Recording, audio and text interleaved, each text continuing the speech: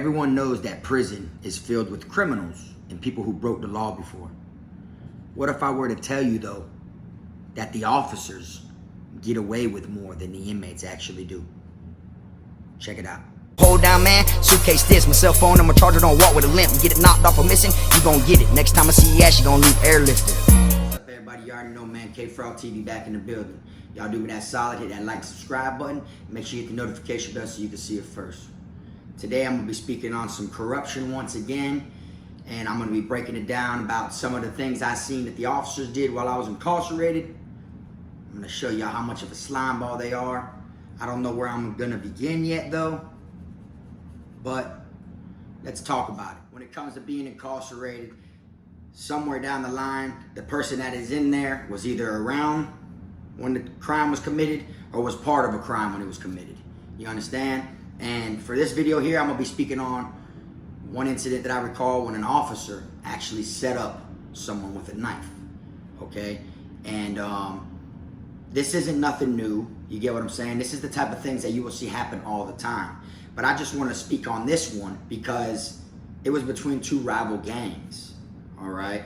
There was a war going on in the compound between the Bloods and the Crips, and the officer ended up doing some fuck shit and ended up stirring up even more and more drama.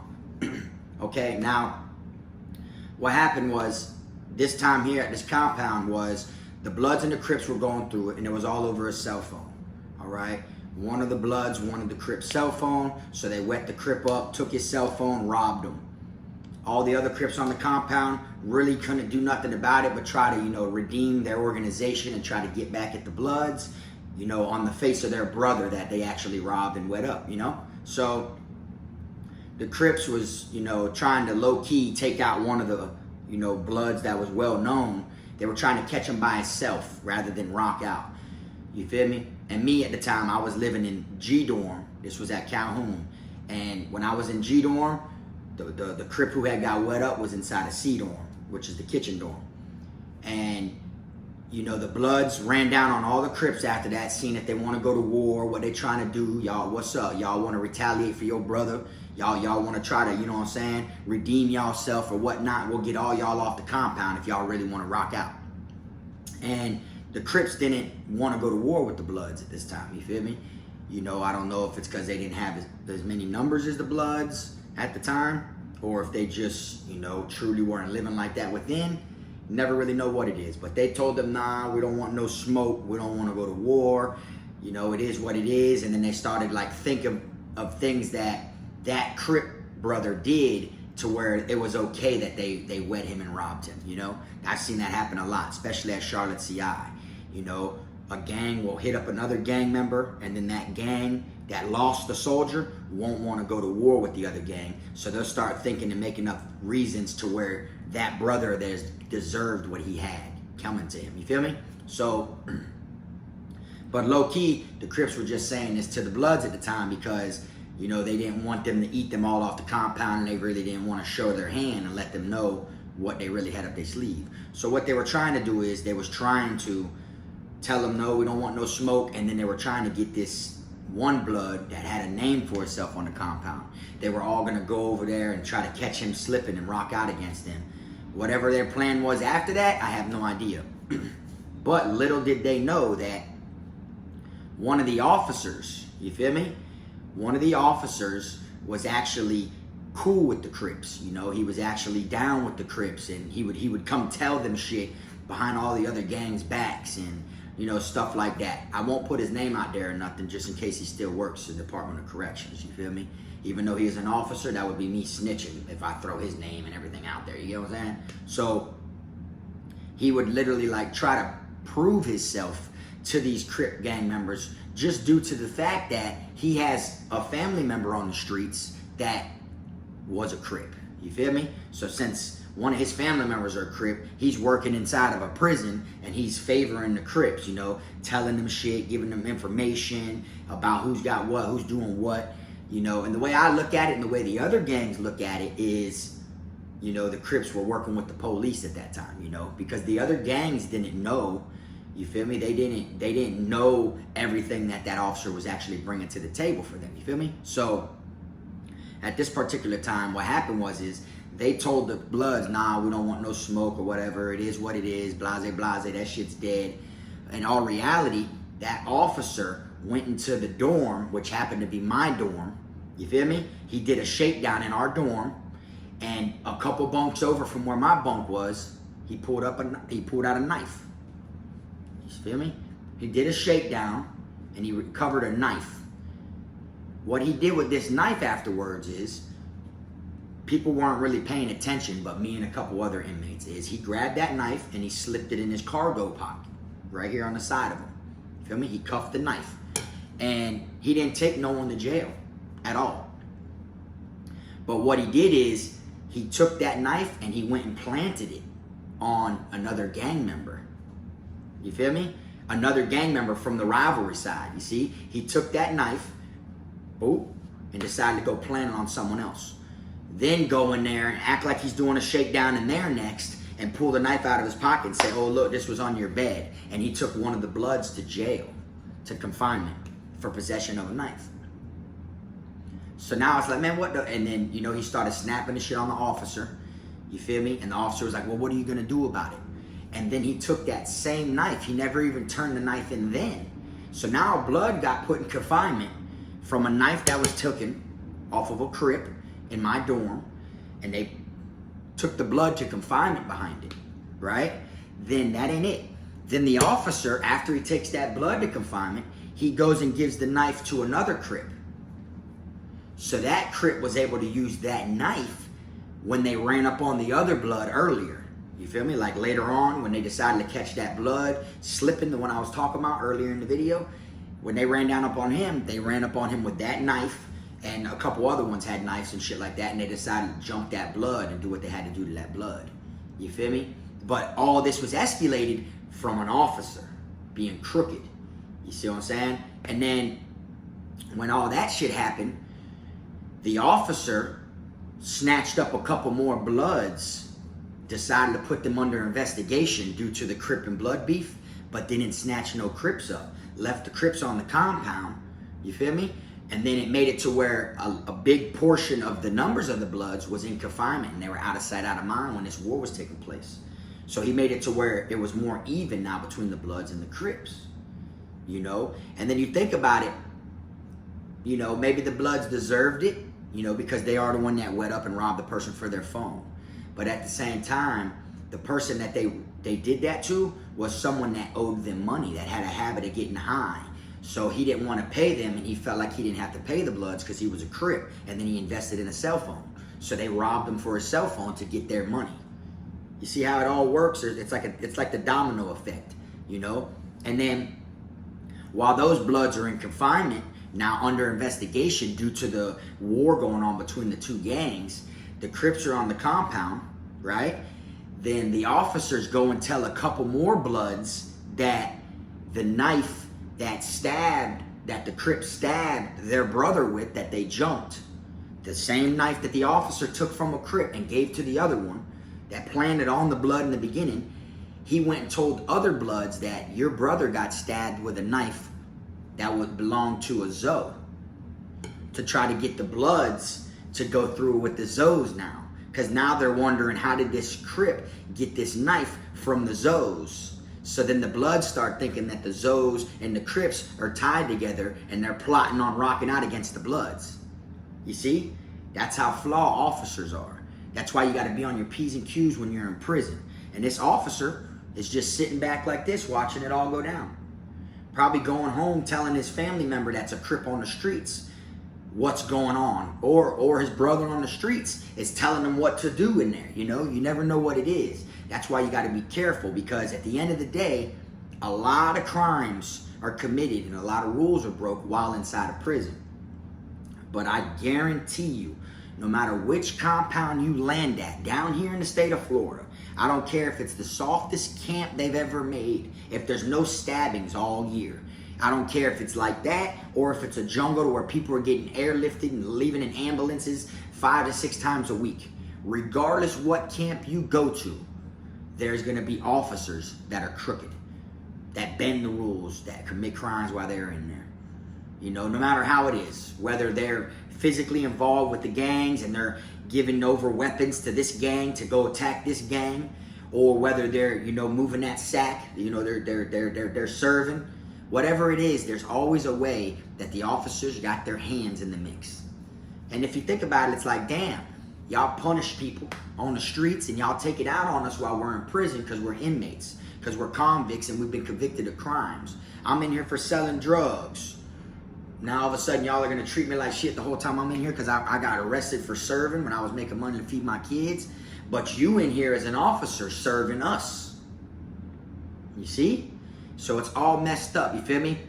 That same officer, right, also one time came in our dorm and he waited till everyone went to rec and he pulled me and like 3 other people to the side and he said, man, such and such is snitching. And we're like, who? And he's like, such and such. Nah, yeah, da, da, da. And he went to telling all these other gang members that this one dude was on the regular prison phone talking to his old lady at the end of the night, telling his old lady what's going on over the monitored phone. You feel me?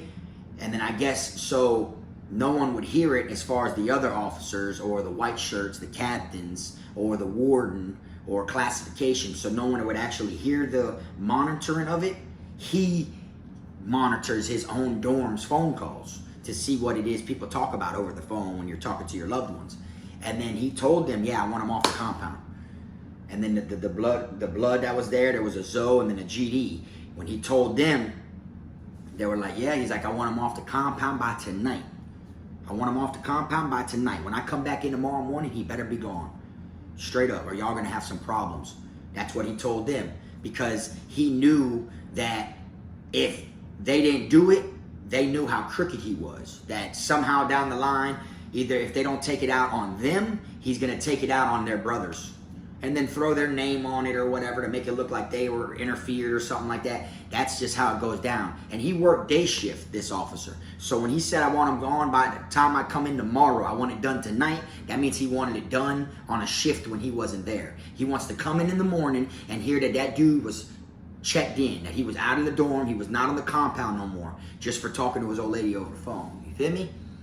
And then here you got these 3 gangs, you feel me, that are gonna do what they gotta do to get this person off the compound. And then you can guarantee you know what happened. When we went to the chow hall, he got wet up. Coming out of the chow hall, people jumped on him. He started hitting them up. None of the 3 people that he told though, but they're brothers, you know? And that dude was probably wondering where it came from, don't know how it happened, like it don't make no sense, they must have got the wrong person. No, that officer sent a hit.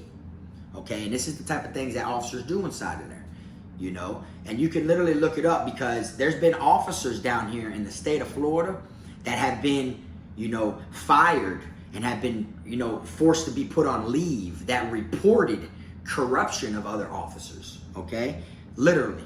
And I had one message me not that long ago saying he wants to, you know, span the voice of corruption. He messaged me on my merchandise site on Instagram.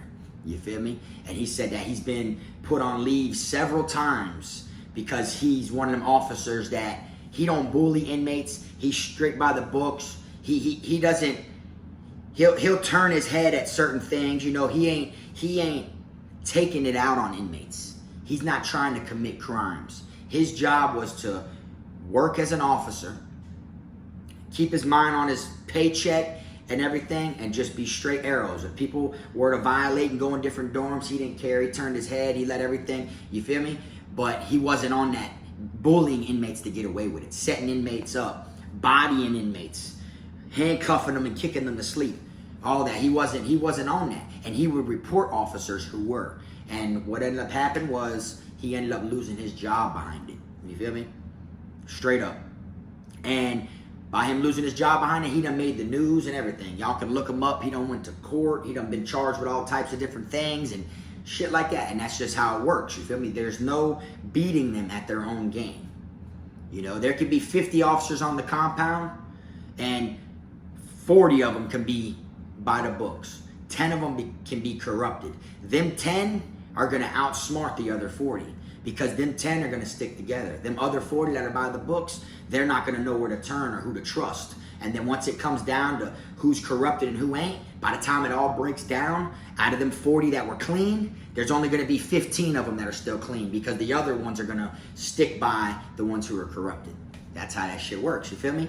And if that officer wanted to gave a knife to that gang member, say go hit up that person, a lot of that shit would have just, you know, it would have died down. Or they would have, you know, ran up on that person and did what they had to do, but they didn't have to get the Zoes into it. Because then, you best believe, for the next couple days, it wasn't just the Crips that were getting airlifted and getting flighted off the compound. The Zoes were getting ran up on by the Bloods too, and now it turned into where the Crips had no more say-so. They were all taken off the compound. They weren't even around no more after that. You feel me? There wasn't that many of them from the get-go. They boys just fell for the officers' dumb. It was a crash dummy move. They all just were guinea pigs, pawns in the chess game, if you think about it. They were all gone. Boom. They got taken off there. A couple of them got checked in, PC'd up, were scared. And when that shit really hit the fan, and then the Bloods were still there, rocking out, going to war against the Zoes. Because it ain't time to go question and ask, why did this Crip have a knife from one of y'all? It was where the Bloods ran up and started crashing the Zoes. And then the Zoes were retaliating on the Bloods. And then for the next couple days, the Bloods and the Zoes were going back and forth, eating each other. They put us on lockdown. They had our compound on lockdown. There was no canteen, no rec, no barbershop, none of that shit. They kept bucking us on all that, because anytime they would lift it, something was going down. And it was all because of an officer who lied and said that a Zoe gave a knife to the Crip. You see how that shit works? And, you know, the person who got, you know, ate by the Bloods in the beginning for the phone and got wet up and everything, he probably thinks his brothers rocked out behind him. The Zoes are rocking out behind him. You know, never know what it is he heard or what he thought was taking place, when really it had nothing to do with that dude. You feel me? When he got to his next camp, he started telling his other brothers, oh yeah, bro, we took flight after that. After I got wet and they robbed me and shit like that, man, our brothers took flight. Our lokes took flight. They all decided, you feel me, to eat them out and wreck out and shit like that. Then the Zoes was backing us. We was tied with the Zoes. And that shit was all bullshit. The Zoes had nothing to do with it. They were just looking at it like, man, Bloods are running up on my people. They running up on fam. So since they running up on fam, bitch, we finna rock out against them Bloods. Feel me? We gonna go to war against them old heads. You feel me? Them boy, it ain't nothing. You feel me? Them old lives gotta see us. You know, that's what it is. You feel me? So and really it was all because of a crooked ass officer. You see? That's why you gotta be very careful. A lot of times that shit that's right there in front of you, which is the gangs, the violence, the people getting wet up, the people getting jumped, hit with locks, and all that shit, that ain't even really your biggest thing you should be worried about. Even though I'm not saying don't pay attention to it. You feel me? Observe it, of course, at all times. But you gotta definitely observe them officers. Them officers be on that foul shit. And I've seen so much go down. Okay, I'm gonna drop a video. All right, I'm gonna space it out from this video, of course. It's not gonna be right after this one. But I'm gonna drop a video and I'm gonna break it down to y'all and let y'all know the time that a female officer put a machete to my throat. Okay, I've spoken on that before, but I'm gonna tell y'all the whole story to it. Straight up, and show you how ratchet, you feel me, officers are, and how nitty gritty, because you're in their domain. It's like a little domain, which is a compound with a gate around it, that you are in for breaking the law and committing crimes, that's ran by people that commit crimes to keep you in your place and to keep control of their compound. Straight up, y'all heard it from me. But anyways, man, y'all go ahead and drop some shit in the comment section. Let me know what y'all think about this crooked ass officer. You feel me? And if y'all ever seen anything like this take place when you was incarcerated, you know, or anything with these crooked officers, that even if it ain't the same scenario, it could be something different. I want y'all to drop it in the comment section. Y'all already know that I read all my comments. When I heart that shit, that means I read it, all right? And, you know, I know a lot of people watching this video have seen corrupted officers, crooked officers. Them shits are worldwide. Biggest gang in there, getting away with it, whatever. You feel me? But I'm going to go ahead and wrap this one on up. I appreciate y'all tuning in. Y'all catch me next time, man. Keep them rats, snakes, squares, and clowns at your circle. You already know, man. This Frog.